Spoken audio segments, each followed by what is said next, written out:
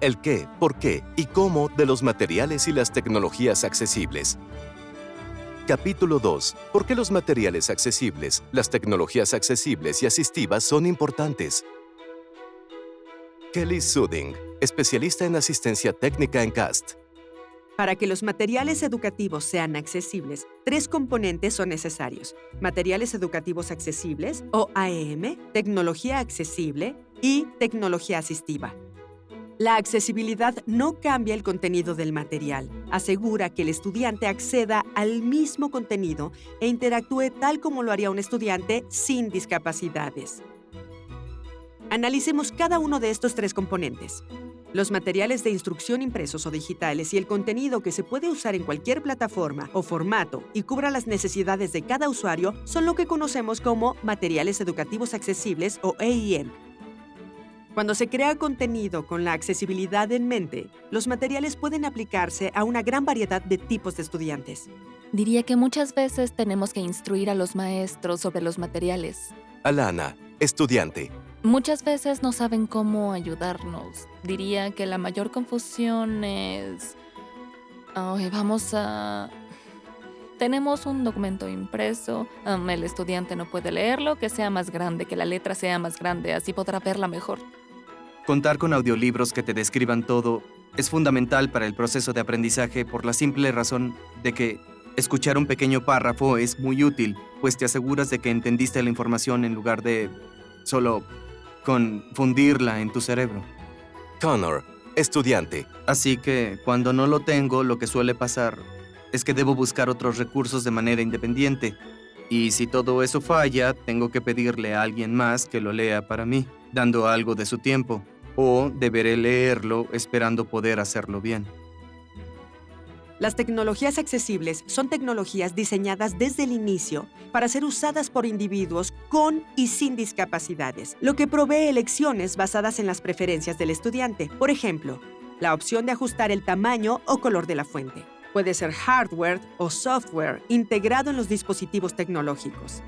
La tecnología accesible se puede usar con o sin tecnología asistiva. Cuando recibo un PDF o un JPEG, termino procesándolo en una computadora usando algún programa de texto a voz y luego un programa de transcripción de voz. Al hacerlo, con suerte, el resultado es que en realidad puedo escucharlo. Pero el problema es que a veces termino recibiendo solo fotocopias de un documento que básicamente son fotografías de un documento que me resultan inservibles. Sí, puedo verlas, pero no puedo resaltar el texto, no puedo manipularlo para escucharlo. Creo probablemente los materiales impresos, los materiales que tienen imágenes. Si alguien me envía un PDF, la voz superpuesta, uso la voz superpuesta, el lector de pantalla de Apple. De eso depende si lo leeré o no. Las tecnologías asistivas brindan acceso al medio ambiente a las personas con discapacidades. Las TEA son específicamente diseñadas para individuos con discapacidades para brindarles acceso a su ambiente, a sus clases o a una experiencia. Algunos ejemplos de tecnología asistiva incluyen interruptores, texto de voz, software lector de pantalla y transcripción de voz. Hay muchísimas líneas braille en otros dispositivos que se pueden usar. No he podido, desafortunadamente, probarlas todas. Cuando estuve en la preparatoria solía probar muchas porque mi maestra de tecnología tenía muchos dispositivos y decía, vengan chicos, prueben esto. Así que hay muchísimas opciones que no es algo que tiene un enfoque genérico. La tecnología es considerada TEA cuando es requerida por un estudiante en específico y debe ser documentada dentro de un programa educativo, como un programa educativo individualizado o IEP o plan de sección 504. Estos 3 componentes, materiales educativos accesibles, tecnología accesible y tecnología asistiva, deben integrarse para brindar verdadera accesibilidad y acceso. Solo porque un documento es digital, como un PDF, no significa que sea accesible. Aun cuando un archivo es accesible y el estudiante no cuenta con la tecnología accesible y la tecnología asistiva, no será capaz de acceder al contenido. Creo que los profesores deberían entender que cada estudiante es diferente. Lo que yo necesito puede que no sea lo que otro estudiante necesita, aunque tenga una discapacidad similar a la mía. Creo que es importante preguntarles, oye, ¿qué necesitas? Porque ellos son quienes te darán la mejor información. Aun si no saben demasiado, pueden decirte lo suficiente como para que pienses, bien, esto es lo que puedo hacer para ayudar a mis estudiantes. Y así es como se debe hacer, ¿sabes?